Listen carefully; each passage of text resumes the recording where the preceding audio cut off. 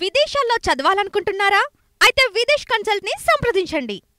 ఏపీలో తాజాగా అధికారం చేపట్టిన కూటమి సర్కార్ ఎన్నికల సమయంలో ఇచ్చిన మేనిఫెస్టో హామీలను అమలు చేసే దిశగా ప్రయత్నాలు చేస్తోంది. అయితే వాటిలో అడుగులు మాత్రం వేగంగా ముందుకు పడటం లేదు. ఇప్పటివరకు సంక్షేమ పథకాల్లో కేవలం పెన్షన్ల పెంపు మాత్రమే అమలైంది. మిగతా పథకాలపై ఇప్పుడు అప్పుడు అంటూ కాలం గడిపేస్తున్నారు. ఈ నేపథ్యంలో స్వాతంత్ర దినోత్సవం సందర్భంగా 3 పథకాలు ప్రారంభిస్తాము అంటున్నారు టీడీపీ నేతలు.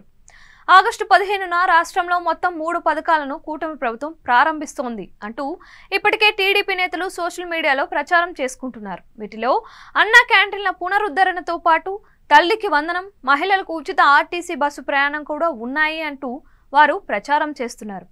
వీటిలో అన్న క్యాంటీన్ల పునరుద్ధరణపై ప్రభుత్వం ఇప్పటికే క్లారిటీ ఇచ్చింది. అలాగే ఆర్టీసీ బస్సులో మహిళలకు ఉచిత ప్రయాణం ఆగస్టు 15న ప్రారంభిస్తాం అంటూ మంత్రులు ఇప్పటికే సోషల్ మీడియాలో పోస్టులు పెట్టారు.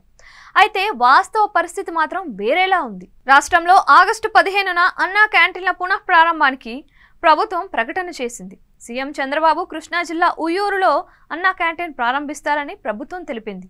కానీ మిగతా 2 పథకాలపై మాత్రం ఇప్పటికీ క్లారిటీ లేదు. ఆర్టీసీ బస్సులో మహిళల ఉచిత ప్రయాణంపై మంత్రులు, ఎమ్మెల్యేలు సోషల్ మీడియాలో ప్రచారం చేస్తున్నా ప్రభుత్వం నుంచి ఎలాంటి ప్రకటన రాలేదు. అలాగే తల్లికి వందనం పథకానికి సంబంధించి కూడా ప్రభుత్వం దాటవేత ధోరణిలోనే ఉంది. ఇప్పటికే మండలిలో విద్యామంత్రి నారా లోకేష్ వచ్చే ఏడాది నుంచి పథకం అమలు చేస్తాము అంటూ ప్రకటించారు. దీనికి త్వరలో మార్గదర్శకాలు విడుదల చేస్తాము అన్నారు. కానీ ఇప్పటి వరకు మార్గదర్శకాలు రానేలేదు. అలాగే ఎన్నికల హామీ మేరకు ఇంట్లో ఎంతమంది పిల్లలు ఉంటే అందరికీ దీన్ని వర్తింపజేస్తామని చెప్తున్నారు.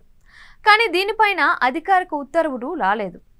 అసలు ఈ ఏడాదికి ఇవ్వాల్సిన అమ్మ ఒడి పథకాన్ని పేరు మార్చి తల్లికి వందనం పేరుతో అమలు చేయాల్సి ఉండగా నిధుల కొరతతో దీన్ని వాయిదా వేసినట్లు తెలుస్తోంది.